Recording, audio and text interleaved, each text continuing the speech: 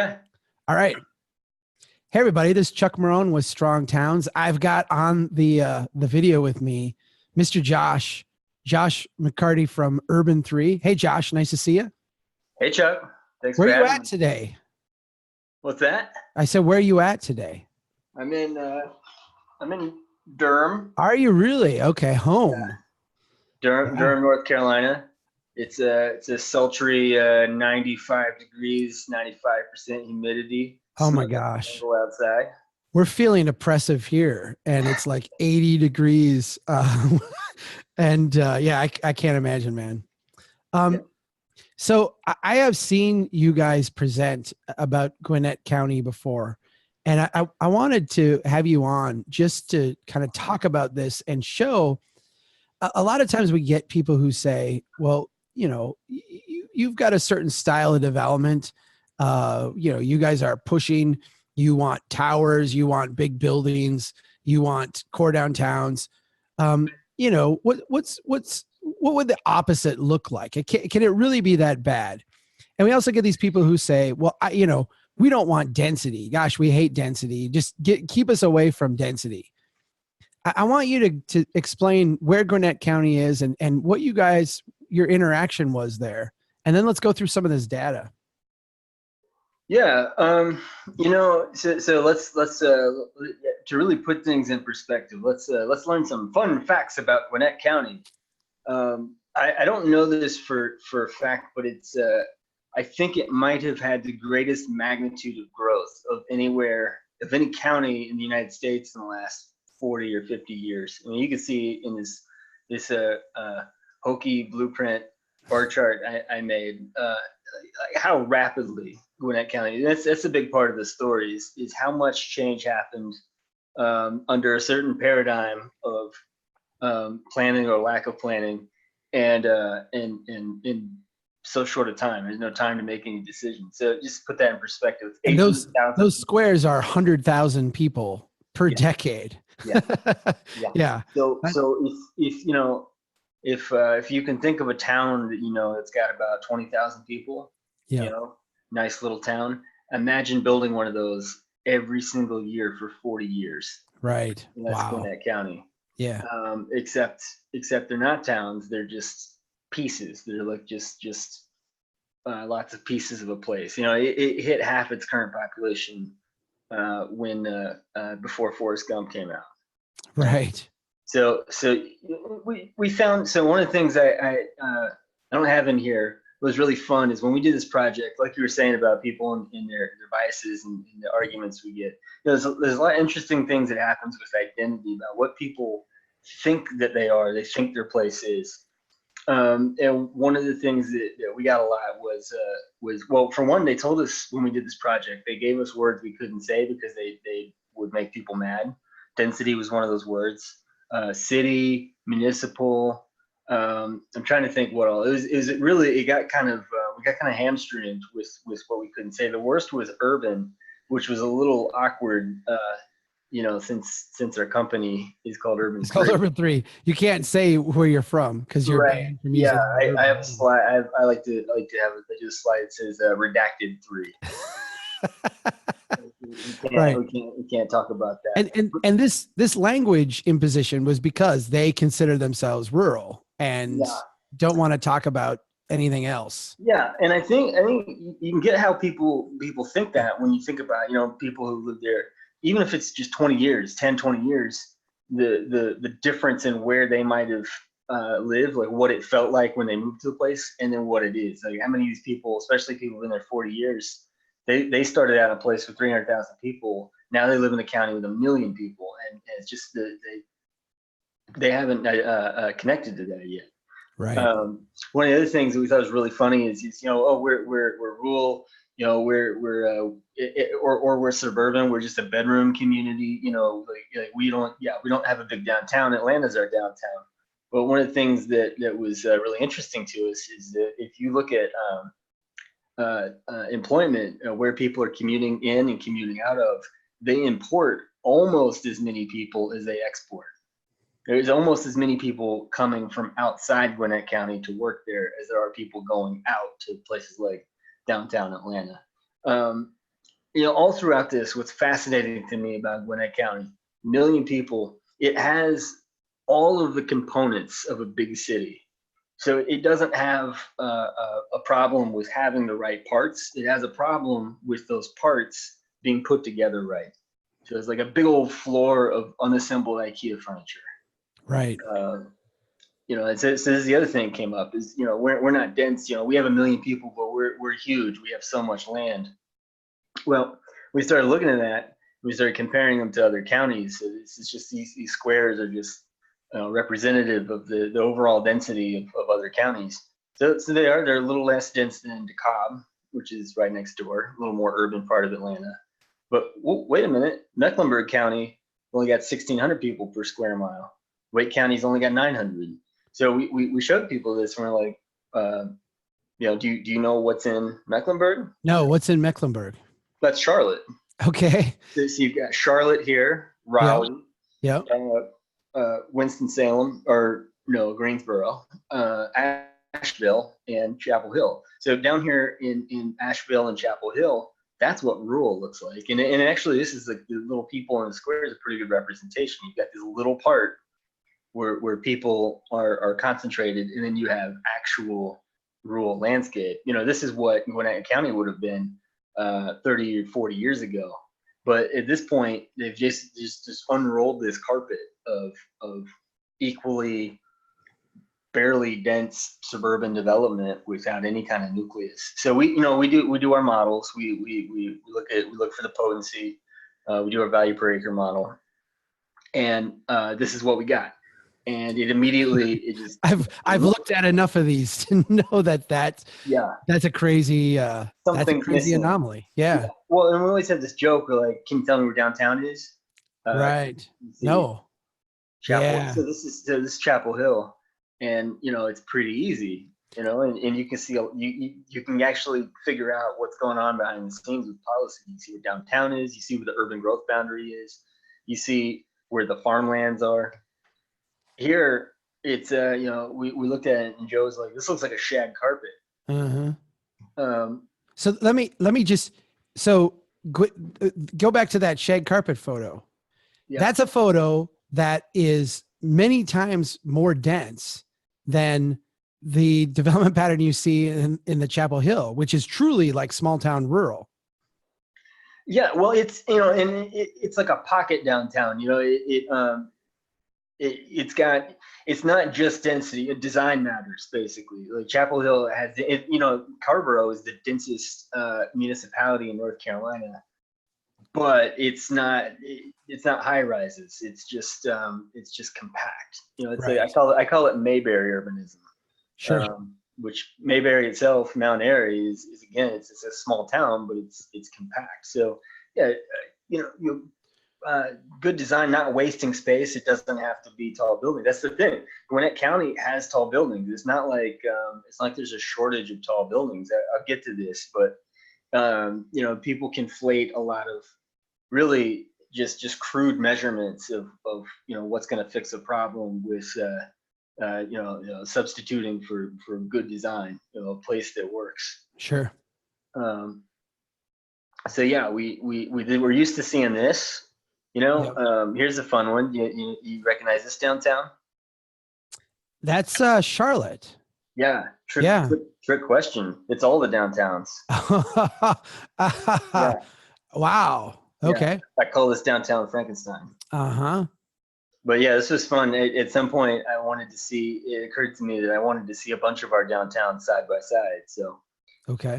And they glue together, right? But all of them, these are a bunch of downtowns, but imagine Gwinnett County gets stuck here. What you don't get with Gwinnett County is you don't get this separation of the land and the water, of city place where town place and rural place. You don't get the gradient, and it's all fractal. What's interesting to me too is everywhere you look, even in the places that have a strong nucleus, there's always some little piece that's just across the line, or it's the next town over, or the next county over, where you can't do that development here, but you can do it there, or this part of town that grew in the 80s and 90s that looks like a carpet. What's crazy about Gwinnett County is the scale at which Metro Atlanta operates. That where this would be, the suburban town next to a downtown. It's an entire county. There's a million people worth of it. So it's the same. We pick on Gwinnett County a lot because it makes for a good example. But the same thing is going on everywhere in the country. You probably, if we did Will County, Illinois, it'd probably look a lot like this. Even New York City, you go far enough out, you'll find a Gwinnett County for New York City. Right. So it's nothing unique to this place. It's just we happen to be able to map this and have it as the ghost of Christmas future. It's fascinating too, because you and I both understand the cost economics of that Chapel Hill spike in that area where you've got, a pocket of value and also a pocket of kind of intense infrastructure and high cost of services. That Gwinnett County one kind of makes me queasy because you look and say, okay, look at all the roads you have to maintain. Look at all the sewer and water all over the place. Look at all the police area you've got to do. Look at all the fire protection area. Look at where the school buses have to go. This is, you could not create a higher cost, lower returning type of development pattern than that. No. And it's if you hold up your walled city again, to me, when I look at a place like this, I start to think like, okay, if I had to wall a piece of this off to protect it, and I had to choose what to wall off, I'm gonna get so much wall. You're talking about the people, the recording. We talked about that before I started the recording. Yeah. But you're talking about this photo here, which is a photo you guys sent me, a gift. You sent me a map of an actual walled city, and it says a strong town on it. So this is. Yeah, there's an 18th century strong town. Yeah. Like where would you, what part would you protect? Like where would you build the wall to say, keep the marauders out like they did in that one? Yeah. And so for Chapel Hill, it's really easy. I mean, it's already drawn on there. Like the farmlands, as long as we got a granary, we'll be okay. As long as we have fresh water, we'll be okay. This, I don't know. You're gonna have to go with something else here. The wall's not gonna cut it. Right. And I get what you're saying. Let me say it in a different way to kind of clarify it. Because in this map here, what you're really showing is here's wealth that needs to be protected. And here's stuff that like is not worth protecting in a sense, in an old kind of medieval way. And what you're really saying here is like, where have we created wealth? Where have we actually created enough value, that there's something there? And you see it very clearly, even in this low density county. When you get to the much higher density county of Gwinnett, where is it? It's not there. You can't identify it. So just to make it clear, like here's Orange County in its model, and here's Gwinnett County, and look at the difference in density. Right. And you feel it, like you basically got, it almost looks like these squares. You got these people just kind of generally equally scattered in Gwinnett County. Orange County, it's wealth or agricultural wealth. Right. So let's see what else we got in here. So, and then we look, when we look at these, there are some peculiarities to Georgia too. In Georgia, counties have a lot of the powers that cities usually have in other states. Like they can lay sewer lines and basically function like cities. So it's also, it's unique in that it encourages this development pattern where the unincorporated county becomes a developer. Yeah. Is basically incorporated. And on top of that, Gwinnett, and what I understand, other places in Georgia, their primary source of revenue is utilities. They're the gas company. So there's also this big disconnect between infrastructure and revenue. Because if all you need to do is sell people gas, then you don't really care if it's efficient. You want them to consume more gas, right? Right. It's a very first life cycle kind of approach. Yeah, and you were saying about the infrastructure. The infrastructure is unbelievable there. I mean, the roads are just enormous. One of the stats. So this is, as much as there is a downtown or a nucleus city, to this place. It's Lawrenceville. And for a county with 1 million people, Chapel Hill has I think 120,000 people in the whole county, and you saw what its spikes are like. So with a county of 1 million people, we would expect to see a much more substantial nucleus than this. And what this basically is, it's just the holdover downtown, which they built in the 1800s when they were a railroad stop on the way between Atlanta and the rest. And it was your county seat, basically. And 100 miles of farm around it. This was where people get their seed from. And they're starting to do, this is their the one diamond in the rough there was Swanee, where there is one town that's put together a really nice town center, and it's one of the most transparent and sophisticated, financially sophisticated towns we've seen. But they're just suspended in this pudding, and I don't even look at this. I just don't know where you go when you're surrounded by it's all built now, and you can see how disconnected. Look at all the cul-de-sacs you can see just in this. Every last one of those, is disconnected from a network.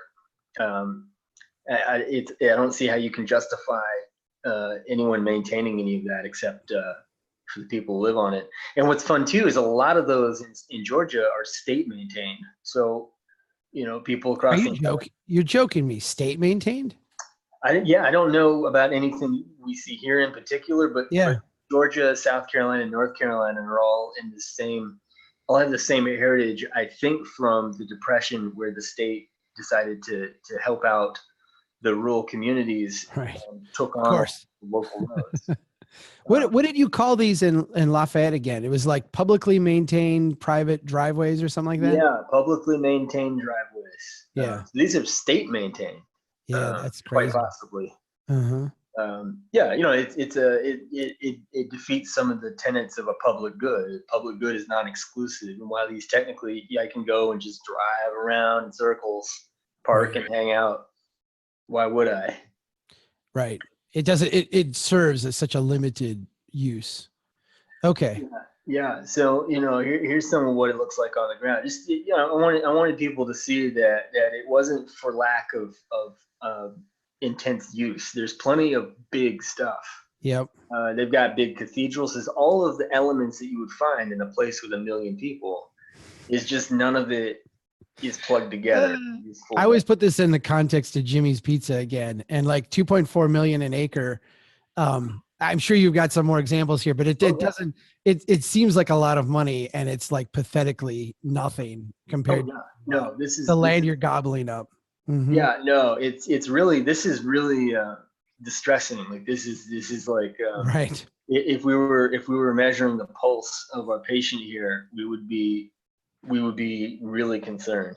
Like in a coma. I'm in coma right now. Yeah. For a mall, that's not bad for a mall, but here's the thing. This mall is as big as the biggest mall in all of Australia.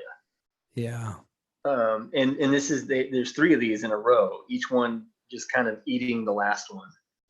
This one's especially fun because to me it looks like the little aliens in Galaga. I keep expecting this mall to just be like no. Yeah. But yeah, this is the fancy outdoor mall. There's maybe enough parking, maybe. Here's one of the tallest buildings in Gwinnett County. Okay. We couldn't even take a good picture of it from the ground because it's huge. It's not. So here's one of the things that happens: the corner they've gotten painted into, because there's so much impervious surface in this county. To do anything substantial like this, for one, they don't have the infrastructure in place to be able to do a big building like this and not have lots of parking because you don't have that critical mass for being able to walk from one thing to the next. So they're getting trapped into this. Like, well, everyone has to drive right now. Now all of a sudden you have lots of parking around a big building like this. Now between the impervious surface of the building and the parking, you have to have a big retention pond. Right. So by the time it's said and done, even though this is a huge building, it's way bigger than the biggest building in Chapel Hill or even Durham. It has a massive footprint. It has tens of acres, and so it completely dilutes that value. Right. It's the myth and bias of just bigness. And here's what they are accomplishing in terms of trying to create a town center, and this is all trying to phase in. But there's a lot of catching up to do. If I told you this is some of the densest, newest stuff in a place with 1 million people. Minneapolis has 1 million people. Right. Raleigh has 1 million people. Austin has 1 million people. In Minneapolis, they wouldn't. In Minneapolis proper, they wouldn't tolerate a building like that with that much parking and all that wasted space. Essentially. Yeah. Plus, everything needs a ramp. Right. I think I went to more parking ramps in Minneapolis. That's true. Than I've been to in the last 5 years. Yep. It was very convenient because in a very flat place, you just go on top of something and take a cool picture. Right. So here's your Jimmy's Pizza, because he's always show up. This is Doug's work boots. We're boot repair places work really well for us. Lawyers' offices, barber shops, and boot repair. And sometimes it's really fun. They cycle between the three. They just they always squeeze into these little spaces. So we had the big mall back here. We had the tall building at 3 million, the big mall at 2.5. This stuff at 4. And this 15-foot wide, 12-foot wide place. Yeah. You can see it in the aerial there. Look at that. It looks like looks like it snuck in. Looks like it got squished by the other building. This hasn't been there for a lot longer. Right. They should have been doing this all along. Or at the very least, keeping this stuff. At least this thing is still around. I wonder how many times someone's been like, we should get rid of those old things. Well, you can see the. I mean, as an engineer, what I see is like an obsessive use of space. So you have 12 foot of sidewalk and road and curb and what have you. And, in the mall photo, it's like, well, who cares? We've got thousands of feet of nothing. Here at a time when they were really poor, it's like, well, we got to make really obsessive use of this valuable space. It's just a lot of it comes down to how it's financed. I mean, you mentioned the gas company earlier, and the gas company puts in the gas line, and then they've got to maintain it and provide service, and that's a heavy load. You have a lot of incentives to really worry about the connections up front, but as the things age, you've got to go back and fix that infrastructure and make sure those pipes aren't leaking and all that. It becomes a big carrying cost. The cost of that pipe, that little pipe that you can actually ditch into the ground, you don't even have to trench it, is nothing. It's like a tiny fraction of what the sewer pipe and the water pipe and the road and the storm sewer and the curb and gutter. I mean, it's like, 2% of the cost. It's crazy. Yeah. And the gas companies are struggling with it, and our city utilities have done vastly, vastly more ridiculous things. Yeah. Speaking of infrastructure, you notice the scale of the streetscape here and the road. Yeah. You can't even see all the way to the other side of it. This is one of the other really sad things that we encountered in Lawrenceville. This is a nice streetscape. They really invested in this. And, they're obviously trying hard to support these businesses, but, so they're not doing too well. Again, this is the biggest downtown in a place with 1 million people. Right. The geometry is just all wrong. Yeah. Well, these are state roads. So what they did, they plowed, these are all one way. And so they plowed these things through, and they're stubbornly refusing to take the pressure off and let this be, right. A real street. And so, I remember Joe and I were sitting there having like coffee on a little patio. We didn't understand it because you see how empty it is too. It's also like massive. And so you don't necessarily see what's going to happen at first. So we're sitting there, we're having our coffee, like, oh, this is nice. They're doing a good street. And tractor trailers comes by. Yeah. Right. And it's like the wind from it. You're just like, whoa. Yeah. Knocked over from the wind, and it's like, okay, that's terrifying. Right. Here's the punchline here. This is their number one. Just for perspective, in Chapel Hill, not even their number one building. One of the really productive ones was this 1-story brick building in Chapel Hill that was pulling $22 million an acre. I was going to say how much. I was just going to pull up my calculator and figure out what that is. 26 million an acre. 22. 22. Chapel Hill topped out at 50 though, and that's for Okay. I want to say 8-story building. Yeah. So 50. So Chapel Hill tops out at 50 million. So this guy is pulling. Oh, it's not on here. Yeah, you have to do your calculator. I think this is 8 million. It's 8.2 million. Yep. 8.2 million. Yeah. So four times what the mall is. Yeah, it's still proportionally still doing better than the the dumpy old mall. Right. But also proportionally for a place of this scale, if you can build buildings this big, Right. if you trimmed away all that extra stuff, it's still kind of a bloated building, but it's substantial. This would be like a downtown building. It would be way higher than anything in Chapel Hill, except that it's totally inundated with dead weight. Right. Yeah. But It's weighed down with all that unproductive stuff you have to build to make it work. Yeah. Yeah. So I heavily condensed the pictures here to make sure that we got through stuff, but we'll leave the image on the shag carpet, and we can continue to. That's perfect, Josh.